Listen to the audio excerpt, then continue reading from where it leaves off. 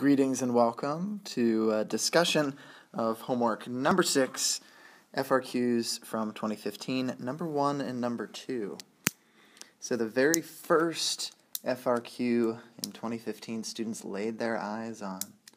This one with some box plots. Hopefully this is comfortable information for you. Two large corporations A and B hire many new college graduates as accountants at entry-level positions. In 2009, the starting salary for an entry-level accountant position was $36,000 a year at both corporations. At each corporation, data were collected from 30 employees who were hired in 2009 as entry-level accountants and were still employed at the corporation 5 years later. The yearly salaries of the 60 employees in 2014 are summarized in the box plots below. Corporation A, Corporation B, yearly salary in thousands. Two box plots, one of them has a couple outliers. Write a few sentences comparing the distributions of yearly salaries at the two corporations. So things to note. Write a few sentences comparing the distributions of yearly salaries. Things that you want to include, things you should mention. It's very interesting that the medians of yearly salary at the two corporations are roughly the same. Corporation B looks like it might have a couple bucks, slightly higher. I don't think that's good enough to mention, so make sure in your response you mention that the medians, not the means. So be careful if you said mean. We cannot tell the mean from a box plot. So if you said the mean, then that would knock you down a level. If you said centers are roughly the same, that would be okay. Medians are roughly the same, that would be okay. And also, as always, make sure you mention yearly salaries. If you struggle with including context, anytime you're given a graph, just make sure you mention the two labels. You should be mentioning Corporation A and B, and you should be mentioning yearly salaries in your response. So we have the center that we mentioned. The medians are roughly the same. Next, let's do outliers. That's pretty interesting. Corporation A has two high outliers at approximately $70,000 and $78,000. Also good to mention units like I just did, that we're talking about dollars, and I recognize it's in thousands of dollars. That's a good thing to mention. So we got outliers. And then next we'll do the spread. My socks has now become cos, not cosine. But anyway, the spread. Corporation A has a larger range, a larger interquartile range. Notice this distance here, that length is bigger than this distance by a little bit at least. So Corporation A has more variability in yearly salaries for these beginning level accountants. Even ignoring the outliers, Corporation A has more variability. And then lastly, the shape, the other S of socks. Shape actually was not included as part of the scoring rubric unless you made some egregious mistake, like saying the shape of Corporation B is normal or is roughly normal. The problem with saying even roughly normal with a box plot is you cannot tell peaks in a box plot. You really can't tell shape very well in a box plot.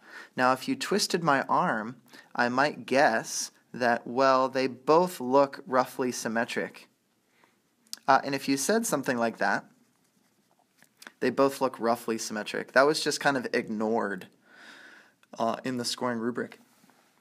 Let me show you what the shapes could be. Whenever this question came out, there was a big discussion about why shape wasn't included in the rubric, and I made this box plot, basically the same box plots, but I overlaid a dot plot on it.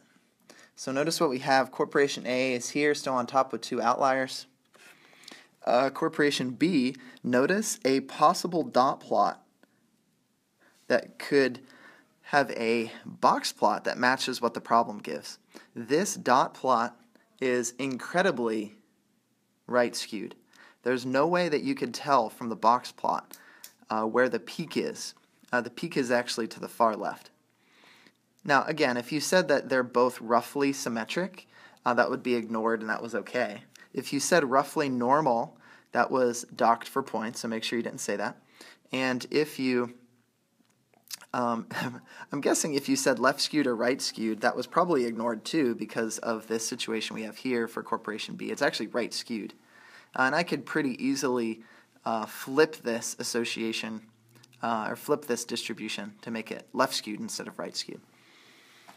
So that was part A. Part A was worth 1 E, 1 point. Part B will be worth 1 point. So this is a 2E, double E question. So if you had the center, the spread, the outlier mention, and context, if you had those 4 things, then that would be an E. If you had 3 of the 4, then that would be a partial. And I can't remember if 2 of the 4, I don't think that got a partial, but you could always check online if you want. Part B, analyzing this graph in a different angle, is an interesting question. Suppose both corporations offered you a job at $36,000 a year as an entry-level accountant. Based on the box plots, give one reason why you might choose to accept a job at A, and then give a reason why you might accept a job at B. So first, recognize this data, everyone starts at $36,000. This data is 5 years after. So it says right here, 5 years later. These are the salaries of all those individuals who started at $36,000, but now they're making more money potentially. So this is a good example of, if you're going to say, why would you want a job at A? You might want to say A is better than B because at A we have this, but at B we don't have that. And then likewise when you're picking B. So it wasn't required to give like a pro and a con in each answer, but it does help the communication piece. A lot of the AP Stats exam is communicating well. So why might you pick a job at Corporation B? Well, I think at Corporation A. I think the outliers would be the easiest thing to argue. You could say something like, I would choose a job at Corporation A because I have a chance in 5 years of making way more money. Notice the outliers at $70,000 and $80,000. I have a chance to make way more money, whereas at Corporation B, the maximum that I could make is maybe like $60,000. So Corporation A is better. I have a better chance at making more money in the long run. That's not guaranteed, but I do have a chance of doing that. And there are other possible answers, but I think the outliers, mentioning the outliers, is probably the easiest, maybe the strongest thing that you could say. Okay, now let's look at why would you pick Corporation B? I think probably for Corporation B, it would be easiest to mention the problem that you could encounter at Corporation A. The problem is this person is still making the same amount that they started making 5 years ago. That doesn't seem like a very good job. You've had no raises. Well, maybe it's not the job's problem. Maybe it's your problem. But at Corporation A, a problem with picking Corporation A is you could be making the same amount of money after 5 years. Corporation B, however, would be better. To actually answer the question, Corporation B would be better because it looks like everyone has had a raise. This whole box plot is above that 36,000 mark that we started with. So that's a rationale that you could give for choosing Corporation A. The minimum is higher, so I have a chance of making more money, whereas if I stayed or if I chose Corporation B, there's a chance that I might not get a raise at all. If you got both of those correct, make sure you're mentioning context, giving a statistical reason why you're making your decision. Then that would be an E.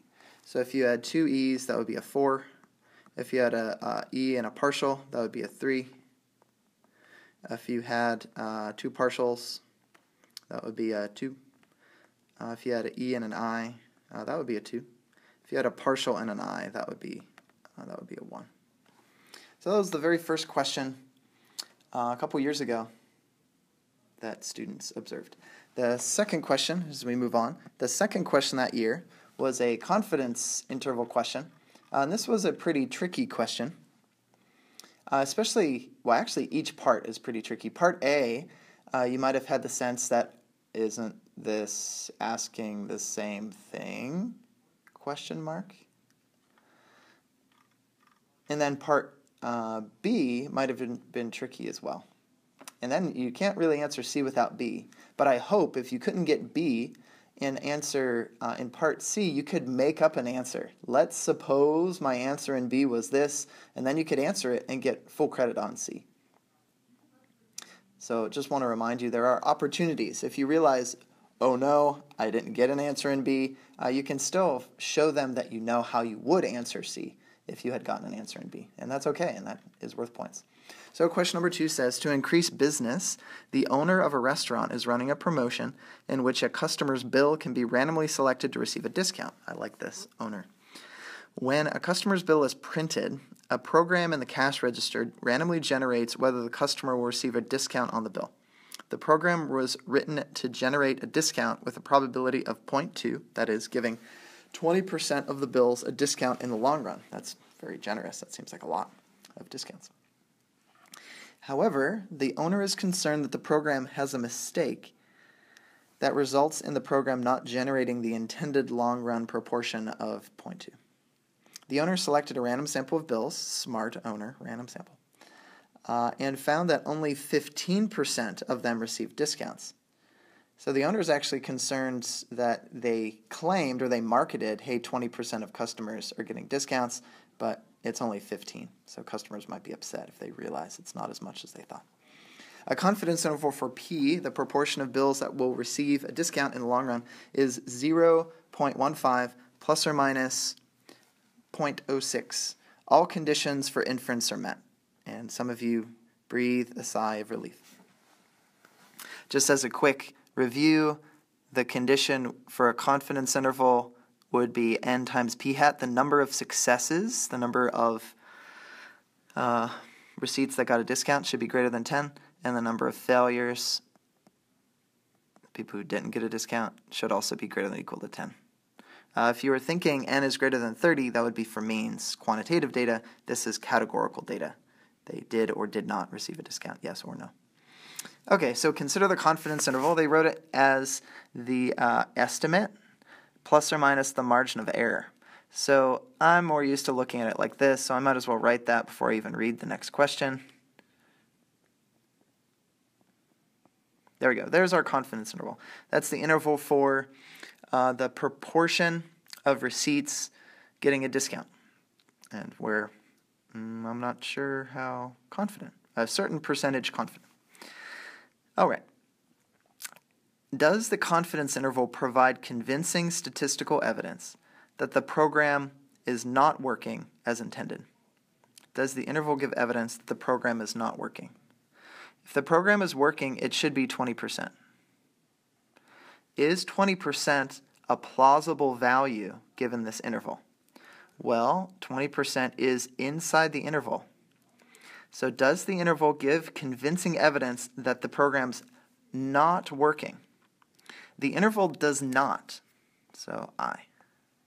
The interval does not give evidence because 20 is in the interval. 20 is a plausible value, so it could be 20. All of the values in the interval are equally likely. It's not like 9 or 21 or more likely than any other. They're all equally likely inside the interval, and 20 is in the interval. So in part 1, we would say no. And obviously with the reason that I just articulated that I'd rather not write on the screen because my handwriting's really bad. Number 2, does the confidence interval provide convincing statistical evidence that the program generates the discount with a probability of 0.2? Justify your answer. So these are slightly different questions. It's actually a really good question to try to get at, do you understand confidence intervals? Do you understand what the values inside the intervals are telling you? So does the confidence interval provide convincing evidence the program is actually working, that it actually generates it at 20? Well, similar to what we said before, since 20 is in the interval, yet there are all these other, like 9, 10, 11, 12, 21, there's all these possible plausible values. All of these are values that would tell us how the program is actually working.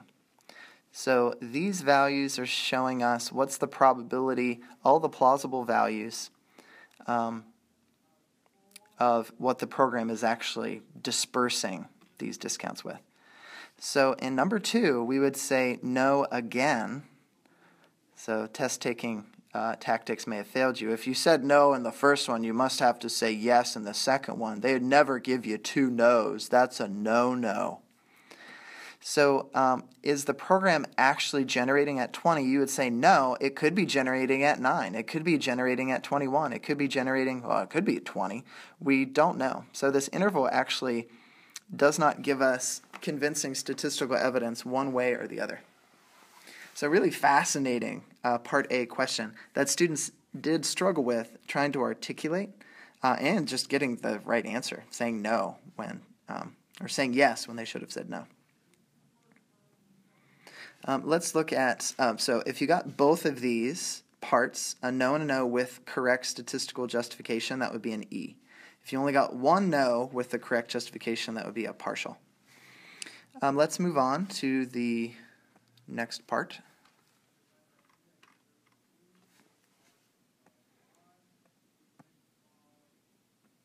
It says, a second random sample of bills was taken that was 4 times the size of the original. Now that old interval wasn't that helpful, so the manager or the owner has a better idea. Hey, let's quadruple the size of the sample. So initially we had n in our sample. We weren't actually told how big the sample was.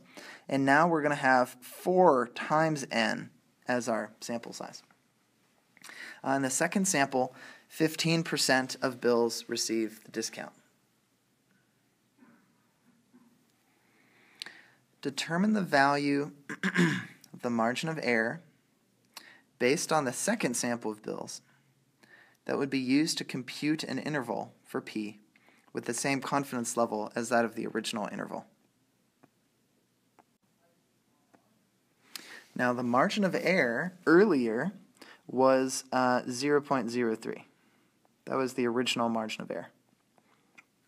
So let's just think, before we try to answer this, if we're quadrupling our sample size, we should be getting better estimates of the probability that this program is dispensing discounts. We should have more precision. So whatever answer we say, it should be less than, wait, was it 3? Sorry, let me go back and read. Maybe it was 6. Oh, yes. The original margin of error was plus or minus 0.6. So let me go back. So the original was 0.06. So whatever we say should be less than 0.06. So you could check your answer. Did you say a number that was less than 0.06? Now the margin of error formula, this is on the formula sheet, at least the standard deviation part. The margin of error would be your critical value, which is z star. We have proportion, z star. The square root of p hat, 1 minus p hat, over n. And that equals,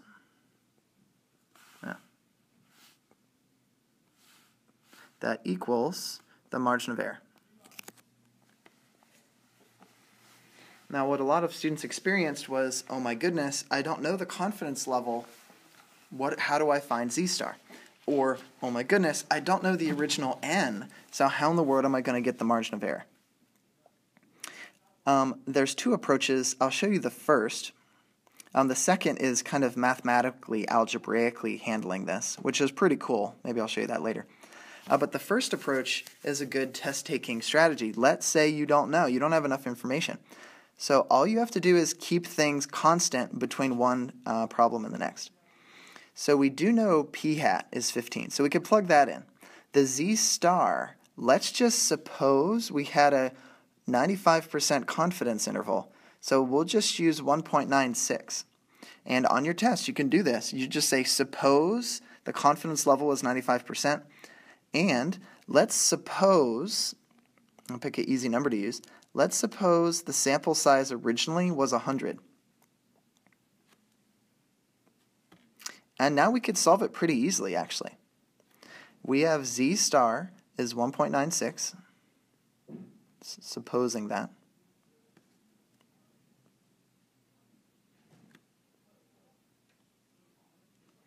And p hat is this, 15%, 85%. And n is 100. And what do we get when we calculate that? We get 0.07. Now that's not my answer. That's what the original problem in part A, this 6%, that's what it would be if we had an n and a z star given to us. Now all we have to do is compare. How does my new answer? We keep the same confidence level z star 1.96 for 95% confidence. We keep this stuff the same. And now all we're doing is quadrupling the sample size. We had assumed it was 100 before. Now it would be 400. Notice everything is identical other than the one thing I changed. So if I go back in my calculator, I get this answer. 0.035. So originally, when I assumed some stuff, I got 7%. But now, in quadrupling the sample size, I get half of that. So with this logic, if it started at 6%, if I quadruple the sample size, the answer that you should have gotten for B is 3%. Now, is there another way to do that mathematically?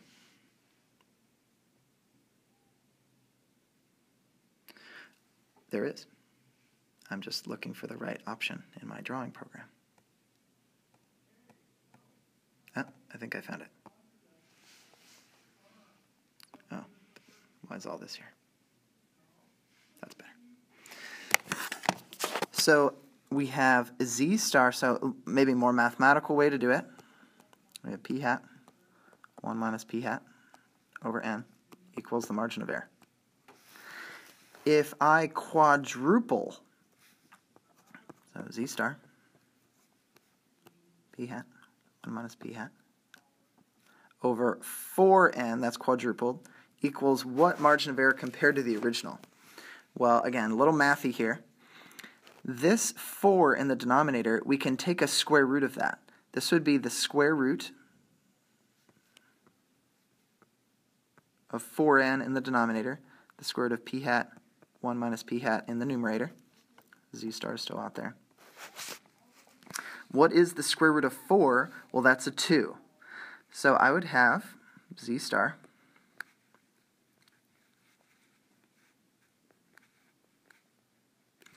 in the denominator, which would be a 1/2, 1 minus p hat over n.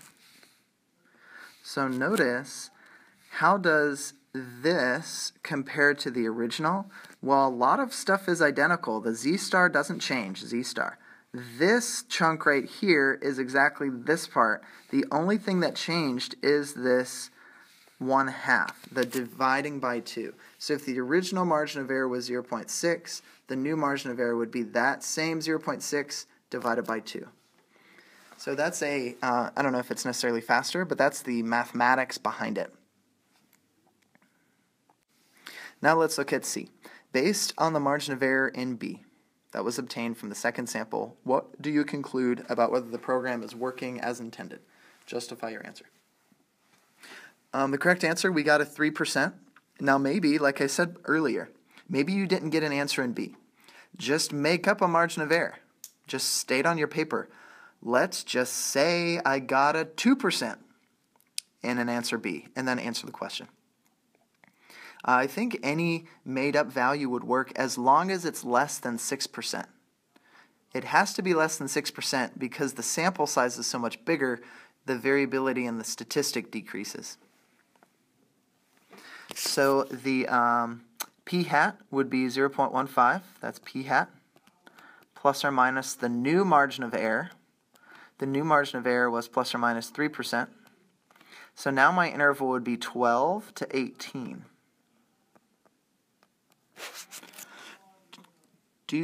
What do you conclude about whether the program is working as intended? Finally, we can say 20% is not in the interval. It should be 20% if it's working. However, with a certain degree of confidence, the proportion of discounts the program's actually giving is 12 to 18%. Because of that, we have evidence that the program is not working. Not working. So the larger sample size was very beneficial to determine that the program is not working. However, one negative, now you don't have to say all this, but one negative is that you had to go 4 times the original sample size to be able to have your margin of error. And that is true for all margin of errors. If you want half as much margin of error, that much more precision, then you're going to have to quadruple, not double, but quadruple the sample size. So a very good question. I believe this was either the hardest or the second hardest, meaning the second lowest scoring question on the exam that year. A lot of good statistical thinking and concepts. Not a lot of, I don't think you even really needed a calculator. You didn't have to check conditions. You didn't do the whole inference process, but it was the idea of a confidence interval. So a very good question. Let's finally look at the last couple multiple choice on this homework assignment. You want to be very careful about questions where you're looking for the opposite of what you might normally be looking for. George and Michelle each claim to have the better recipe for chocolate chip cookies. Not better than my grandma Eicher's. They decided to conduct a study to determine whose cookies were really better. And I like this kind of study. I wish I could participate. They each baked a batch of cookies using their own recipe. Interesting. George asked a random sample of his friends to taste his cookies and complete a questionnaire on their quality. Michelle asked a random sample of her friends to complete the same questionnaire for her cookies. There's kind of some issues here. They then compare the results. Which of the following statements would be false? A. Because George and Michelle have a different population of friends, their sampling procedure makes it difficult to compare the recipes. That's true. They're having different people taste their recipes. So what if George has really critical friends, Michelle has really nice friends, and you can't really get good, unbiased feedback? So that's okay. That's actually true. It's a problem with their study. Because George and Michelle each used only their own respective recipes, their cooking ability is confounded with the recipe quality. That's also true. Cooking ability is confounded with recipe quality. If George gets higher ratings than Michelle, you don't know if it's the recipe, or you don't know if it's the loving and tender, compassionate care that George gives rather than Michelle gives. So it's not the recipe, it's actually the TLC that George put into his cookies. So B is okay, not false. Because George and Michelle each used only the ovens in their houses, the recipe quality is confounded with the characteristics of the oven. This is also okay, true. What if George has a very sophisticated, modern, great oven that has a very precise temperature gauge, thermometer, I guess they're called, compared to Michelle? What if her oven is like, I don't know, from the 1940s, and when she puts it at 400, it actually cooks at like 200? This would be a problem. Not that I don't think you make cookies at 400. Maybe that's why I'm always burning my cookies. Anyway, D, because George and Michelle use the same questionnaire, their results will generalize to the combined population of their friends. It is good that they use the same questionnaire, that's good, but to be able to generalize to the population of their combined friends, they would have had to sample from their combined friend population and then had those friends taste the cookies. So in red, oh, I probably shouldn't put an X through it because that usually... It looks like D is the answer. And I'll just read E just in case, because George and Michelle each baked one batch. There is no replication of the cookie recipes. Replication is, did you make enough batches of cookies? There's going to be variability in the quality of the cookie from batch to batch, so you don't want to just do one. You should do more than one. It's almost as if you just had one person try your new drug to help with headaches, and that one person got better, therefore the headache medication is better. You definitely want more than one person in your treatment group, and that's an issue of replication. So the answer is D for 16. Number 17 is a commonly asked question type on the AP exam, so definitely want to make sure you understand the formula and how to get to the answer. A large company is considering opening a franchise in St. Louis and wants to estimate the mean household income for the area using a simple random sample of households. Based on the information from a pilot study, the company assumes that the standard deviation of household incomes is that, okay, notice it's a sigma too, not the sample, but a sigma, they're telling us. Of the following, which is the least number of households? There's our question. So we're solving for n. What is the sample size? What's the least number of households that should be surveyed to attain an estimate that's within $200? Within $200. That's our margin of error of the true mean household income with 95% confidence. This is the one time in the course that you would use sigma over square root n times z star gives the margin of error. Typically, we don't know sigma. We know the sample standard deviation over square root n. But because we're estimating that population standard deviation sigma with S, we need to use T star. That is what we normally use, and that equals margin of error. That's what we normally use for confidence intervals. But again, this is the one time that you would use this formula. You may have tried to use this formula, Z star, P hat, 1 minus P hat. This is when we assume P hat is 0.5, and that equals margin of error. But that's for proportions. For categorical data, this is quantitative data. We have dollars, those are units, quantitative data. So to solve, 95% confidence would be 1.96. 7,200 is sigma, square root of n, that's what we're solving for, equals the margin of error is 200, within $200, plus or minus $200. So solving this with a calculator, I believe you get answer B. I get 4978. The closest one to 4978 appears to be C, actually, so I guessed wrong. C. Notice that none of these are exactly 4978. That's because of rounding. 4979. That's because of rounding. If you had used a more accurate z-star, or if you would have rounded as you went along, gradually your answer gets farther and farther away from the truth. So it's actually pretty nice that they gave you, that they didn't give you an exact number, but it looks like C. So I would encourage you, if you have a paper,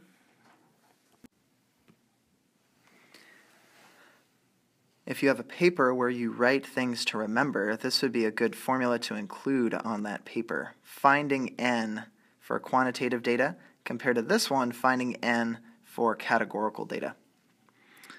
Let us quickly look at the last question. This video is getting rather lengthy. I will not go through a lot of details of this. I believe the answer is D. The answer is D because you have 50 jumps the first time. You're increasing your sample size, so the confidence interval will be more narrow after the final 10 jumps because you have now 60 jumps in your sample compared to 50. Now, it might not be that much more narrow, or narrower. More narrower? Uh-oh. I don't think that's right. But the answer is D. So if you'd like to chat with your neighbor, if you're confused about that, find someone who got D that can get rid of A, B, C, and E as possibilities, and you're good to go. Thank you for watching this video. Good luck on the AP exam.